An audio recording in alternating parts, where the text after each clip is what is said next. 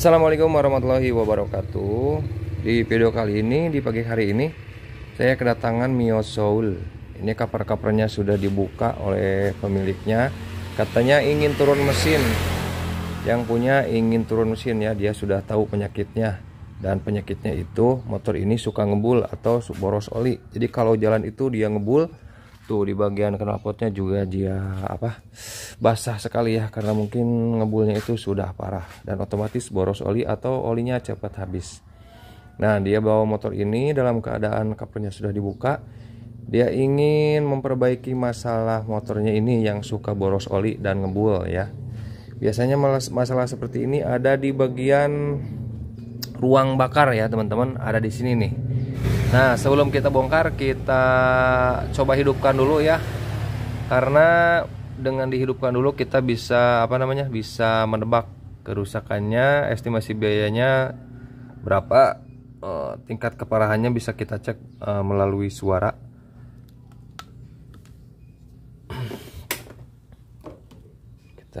Motornya di engkol ya. Di engkol.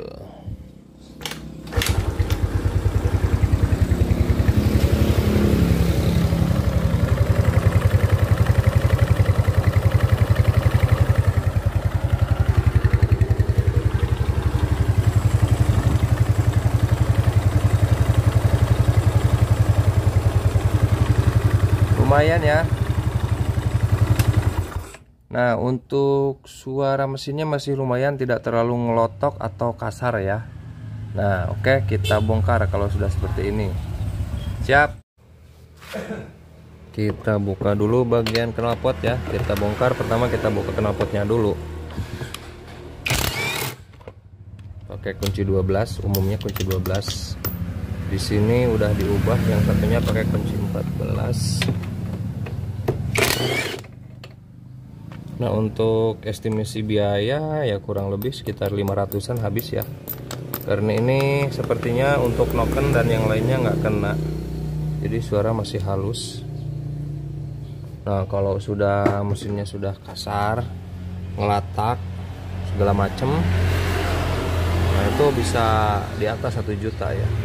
Biasanya kalau sudah seperti itu yang kena ada di bagian pelatuk, noken as, sama stang piston juga kena ya, selain dari pistonnya sendiri.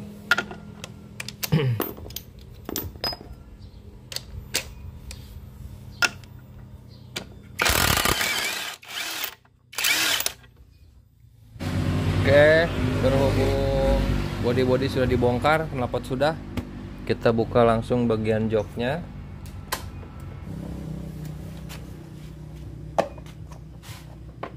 Kakinya sudah nggak ada ya.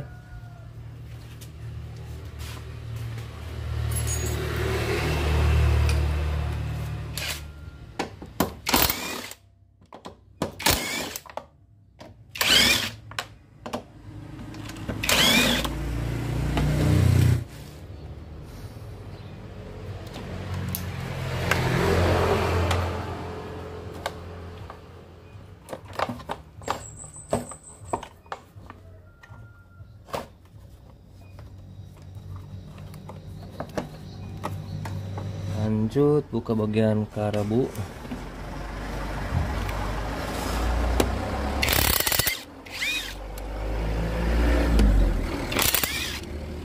Sudah pakai PE ya. Sebagian dari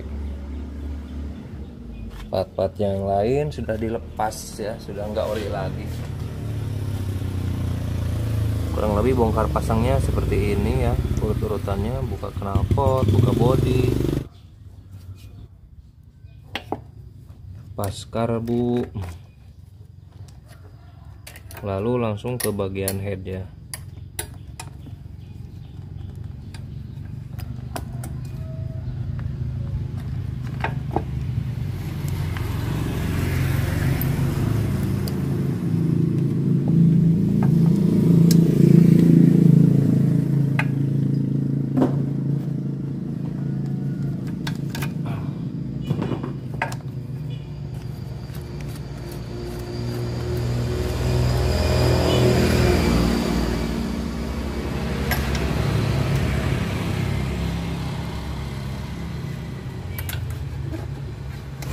buka ininya dulu guys, buka platnya dulu ya. Nah ini biasanya pakai kunci 10 pas, tapi di sini sudah pakai kunci L. Nah masang bautnya juga udah nggak kenceng. Nah ini nih buat ini.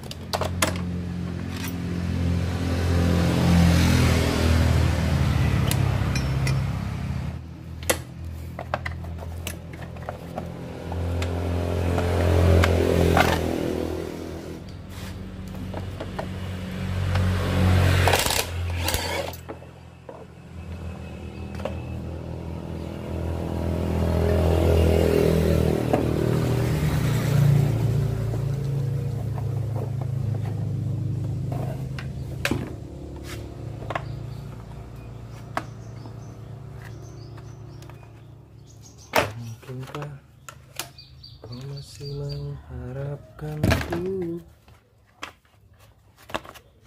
Tubuhku kini penuh dengan luka.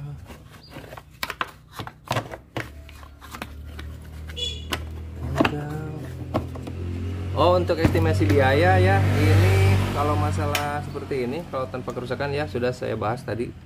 Takut saya lupa, itu sekitar 500 ribuan kurang lebih ya. Teman-teman harus megang untuk ngilangin ngebul tanpa suara kasar.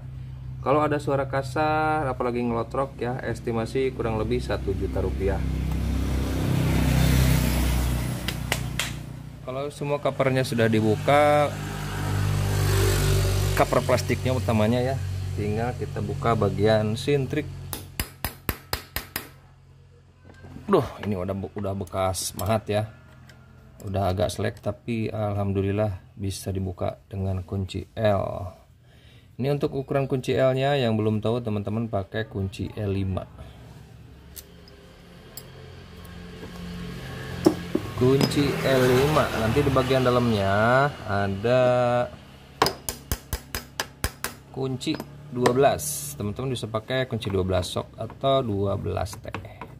Untuk menahannya, teman-teman bisa menahan di bagian magnet, baut magnet sebelah kanan, atau kalau impact bisa langsung dibuka pakai kunci impact.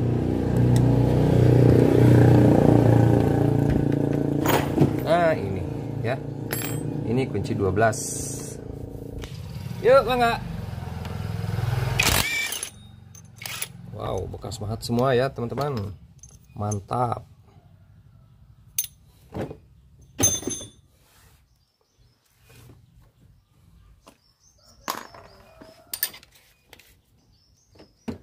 Nih di sini ada 2 baut menggunakan kunci 10 atau paket T8 bisa ya. Oke, kalau sudah copot dulu bagian gigi sintriknya.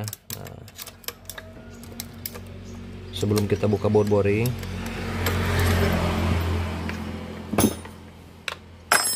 lalu baut boring pakai kunci 12.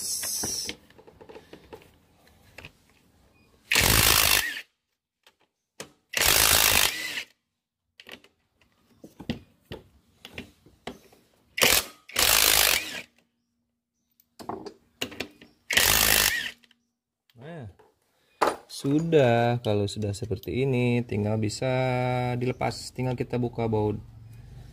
Kalau sudah seperti ini kita tinggal buka boringnya, lepas bautnya atau lepas murnya, kita tarik boringnya, tarik. Nah, oke ya. Tuh bagian boringnya mantap sekali, berkarat kawan. Mantul. Nah ini kalau lempengan-lempengan seperti ini yang sudah jatuh tadi ini, nah ini yang sering mengakibatkan motor saat jalan ujug-ujug gloss kompresi. Nah ini biasanya kerak seperti ini dia lepas lalu nempel di bagian klep buang. Nah itu biasanya teman-teman sering kan cara ngidupin motor yang hilang kompresi akibat kerak yang dimasukkan oli lewat busi. Nah ini penyebabnya nih, kerak ini ya. Itu diakibatkan ruang bakar yang sudah terkotor ya. Jadi olinya masuk ke ruang bakar, kebakar, banyak menyimpan sisa-sisa pembakaran. Jadi ngendap ya di bagian boring sampai seperti itu tadi ya. Nah, oke, kalau sudah kita tinggal kita tinggal tarik. Kita tinggal tarik saja bagian boringnya ya. Ini untuk masalah ngebul kita cek juga dari sini, dari bagian boring dan pistonnya apakah baik-baik saja atau sudah longgar. Set.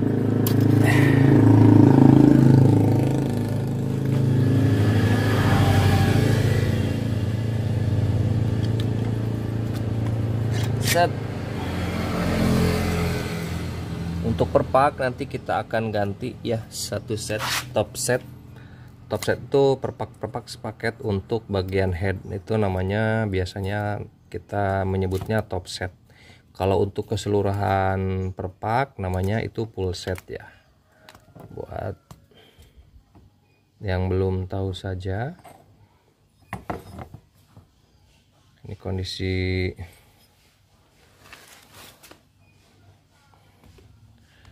untuk kondisi boringnya seperti ini ya. Ada terlihat di sini sudah ada bekas baret tuh, baret tapi baret halus ya. Sebenarnya kalau nggak longgar itu nggak akan ngebulu. Untuk baret-baret halus seperti ini nggak akan cepet boros oli. Tapi kalau untuk boros oli seperti di motor ini sampai si lubang knalpotnya basah, itu diakibatkan biasanya oleh seher yang sudah longgar. Cara ngeceknya gampang aja, kita tinggal ambil salah satu ring dari bagian piston, kita masukkan ke bagian boring. Kita masukkan ke sini. Nah, kita lihat celah di antara ring ini ya. Tuh.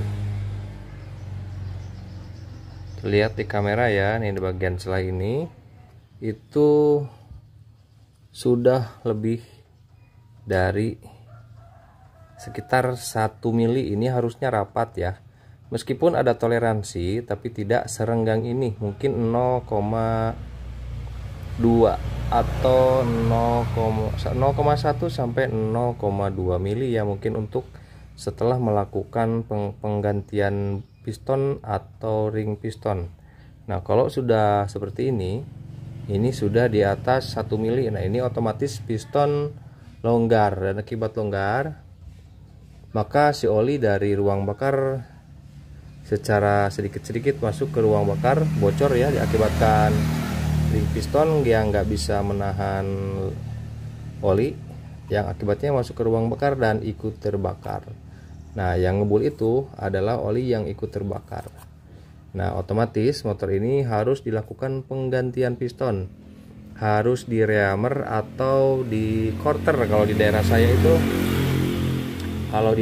itu namanya di quarter ya. Di quarter itu mengganti piston yang ukurannya yang lama itu umpamanya 70 diameter 75. Nah nanti naik menjadi 100. Nah otomatis kalau pistonnya jadi ukuran 100 mili itu nanti lubangnya juga akan diperbesar dengan alat khusus ya. Biasanya itu ada khusus di tukang quarter atau di tukang bubut. Nah ini satu ya, penyakitnya sudah ketemu. Tinggal kita cek bagian head untuk kondisi klep, seal klep noken as juga pelatuk atau rocker armnya. Kita bongkar dulu bagian headnya ya. Ini barangkali bisa dilepas ya, biar nggak ngeganggu. Saya coba buka pakai obeng min. Saya cungkil. Nah, bisa ya, bisa dilepas. Untuk melepas bagian klep nanti atau pelatuknya, jadi harus dibuka bagian penutup klepnya.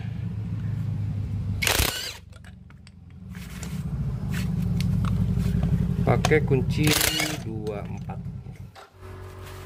Untuk membuka klepnya, terlebih dahulu kita harus membuka bagian pelatuk klep. Di sini ada penahannya. Kita lepas ya menggunakan kunci L5.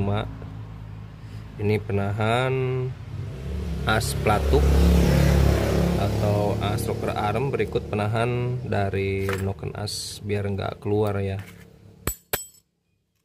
Nah, kalau sudah, untuk melepas as dari rocker arm kita butuh baut seperti ini, dimasukkan ke bosnya. Ini baut 12. Nah, kalau masih susah juga teman-teman nyari bos yang agak besar, lebar seperti ini. Di sini saya pakai ini untuk apa namanya? Tracker magnet untuk Yamaha Pega ZR atau Jupiter MX sama ya. Nah, ini cara melepasnya seperti ini. Yang luar kencangkan. Kalau sudah yang luar kencangkan, kalau sudah kencang, mur yang bagian dalam dikencangkan juga. Nah, nanti si bagian bos dari rocker armnya akan ikut keluar bersama baut yang kita kencangkan ini. Ini mohon maaf kalau agak berisik, posisinya bengkelnya ada di pinggir jalan. Dan berikut audio ala kadarnya dari handphone, jadi agak berisik ya, kurang nyaman. Kalau di setiap video saya itu pasti kalau langsung nggak saya dubbing pasti suaranya berisik.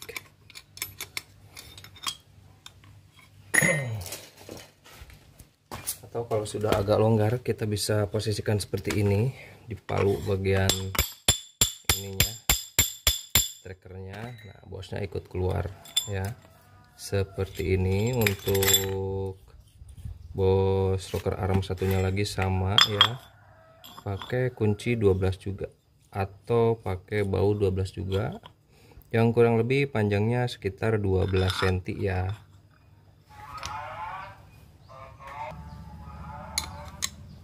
Nah, sudah lepas.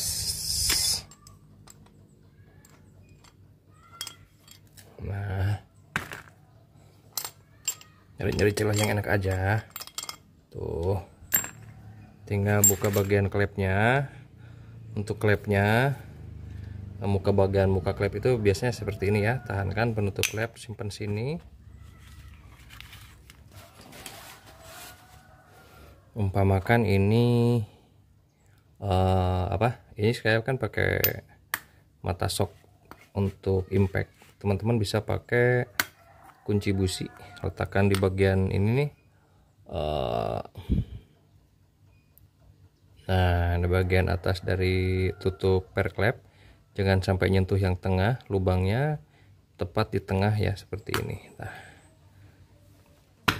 pakai tangan juga lepas, langsung lepas sepinya. Tuh, sepinya langsung lepas.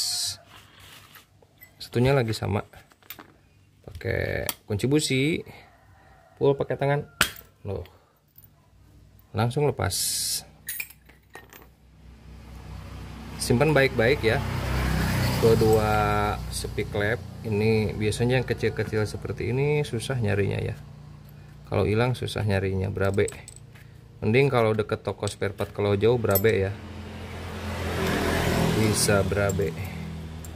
Ini untuk pengecekan ya, untuk rocker arm bagus ya, tuh rocker armnya sangat bagus sekali, ini masih original, jadi nggak perlu kita ganti. Seperti kita ketahui sebelumnya, sebelum dibongkar, bagian mesinnya halus, tidak ada suara aneh-aneh. Jadi bisa dipastikan sebelumnya juga bahwa rocker arm sama klepnya itu aman. Lanjut kita cek bagian klepnya ya. Nah, untuk pengecekan klep seperti ini, kita dorong saja dari belakang. Nah, kita goyang-goyangkan. Kalau tidak ada speleng berarti aman. Kalau ada speleng, teman-teman cek yang kena itu bagian klepnya atau bagian bosnya. Tapi ini masih aman sekali ya. Tuh, tidak ada speleng. Bagian klep buangnya juga sama, masih belum ada speleng. Nah, cuman di bagian ininya nih, di bagian seal klepnya ini, bagian bibirnya itu sudah agak pada keras. Nah, itu diusahakan bagian seal klepnya juga diganti. Kalau seal klepnya udah keras, dia tidak bisa menjepit bagian batang klep ini. Nanti ditakutkan ada oli rembes masuk ke bagian ruang bakar. Jadi bagian seal klepnya harus diganti juga. Untuk harga seal klep itu kisaran Rp12.000 untuk Yamaha Mio Karbu. Untuk melepas seal klepnya gampang ya, tinggal kita capit pakai ini aja, pakai tang. Nah, seperti ini, nggak apa-apa karena akan diganti ya. Rusak juga nggak apa-apa karena akan diganti. Kalau nggak mau diganti, kalau masih bagus, ininya nggak keras, jangan dibuka ya, tak usah dibuka. Untuk bibir klepnya juga aman, ini tinggal saya bersihkan saja. Ini hanya terkena kotoran atau kerak di bagian mesin, cukup nanti dibersihkan dan sekir ulang. Ini tidak perlu diganti. Payung klepnya juga masih tebal. Kalau perlu diganti itu, wajib ganti itu biasanya bagian bibir payung klepnya itu sudah habis, dan ini masih bagus, jadi nggak perlu kita ganti. Oke, di sini sudah ketahuan ya, motor ini hanya akan dilakukan penggantian pada bagian piston. Berhubung tadi bagian lubang boringnya sudah longgar, jadi diganti piston, terus diganti seal klep juga, sama nanti akan dibersihkan bagian klep dan disekir ulang. Nah, ini sampai di sini dulu ya untuk part pertama, bongkar dan pengecekan kerusakan. Nanti untuk pemasangan dan pengecekan hasilnya ada di part 2 atau video berikutnya.